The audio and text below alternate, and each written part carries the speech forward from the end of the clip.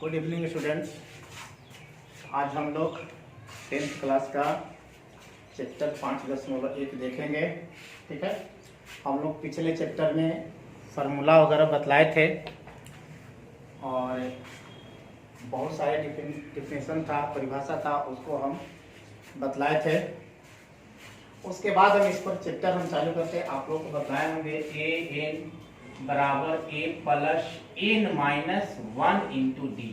ये आप लोगों को फॉर्मूला हम बतलाए। ठीक है, अब उसी पर आधारित हम लोग बोले एपी हम लोग को ज्ञात कर, जैसे क्वेश्चन में आप लोग को दिया हुआ है एपी के प्रथम 4 पद लिखिए, जबकि प्रथम पद ए तथा सार्व अंतर डी।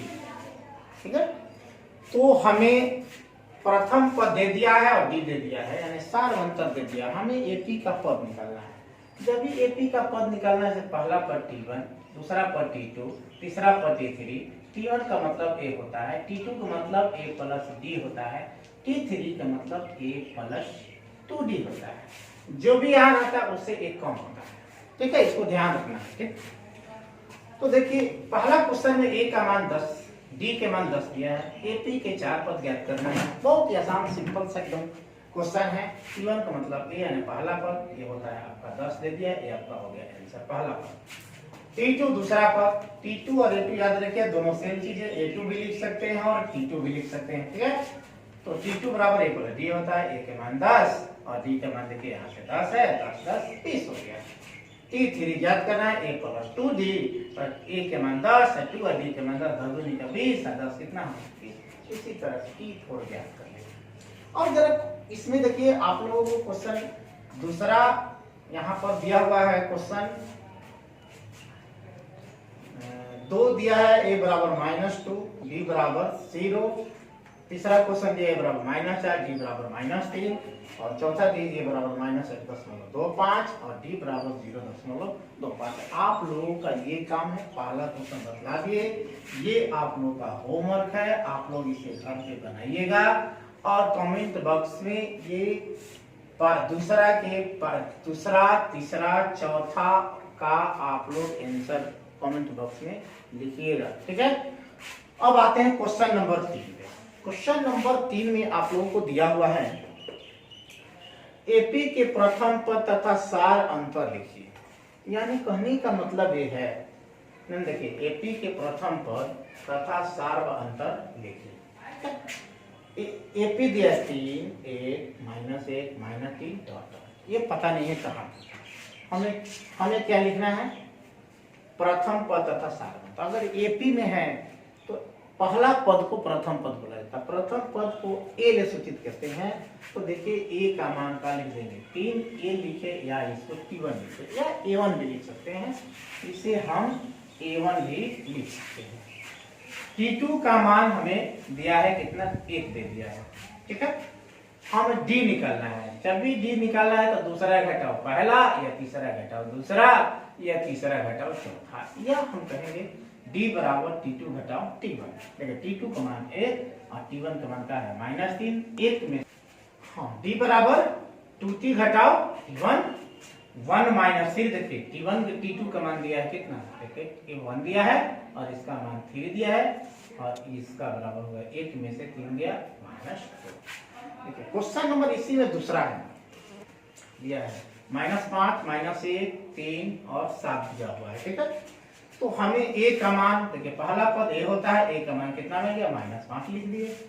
हमें देखिए ये हो गया आपका T2 का मान होता है, यहाँ आप लोग लिख सकते हैं T2 बराबर कितना, तो -1 लिख सकते हैं। ठीक है, और D बराबर आपका फॉर्मूला होता है T2 घटाओ T1। तो देखिए T2 कितना है, यहाँ पे देखिए -1 है, यहाँ -1 रख दिए।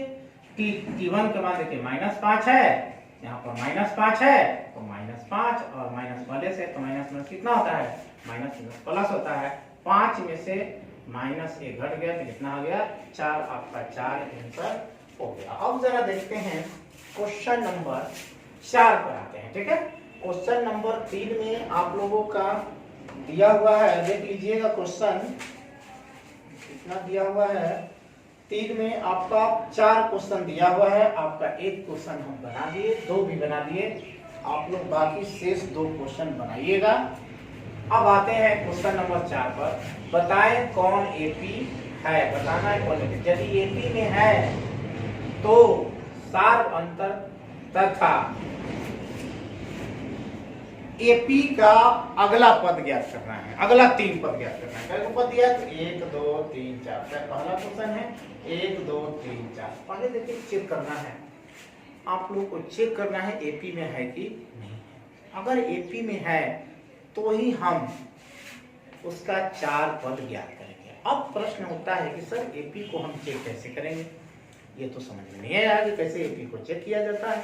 तो बहुत सिंपल सा तरीका है एपी को चेक करने का। जरा ध्यान देखिए, अगर D बराबर देखिए होता है T2 घटाओ T1 भी लिख सकते हैं, और इसको लिख सकते हैं T3 घटाओ T2 भी लिख सकते हैं।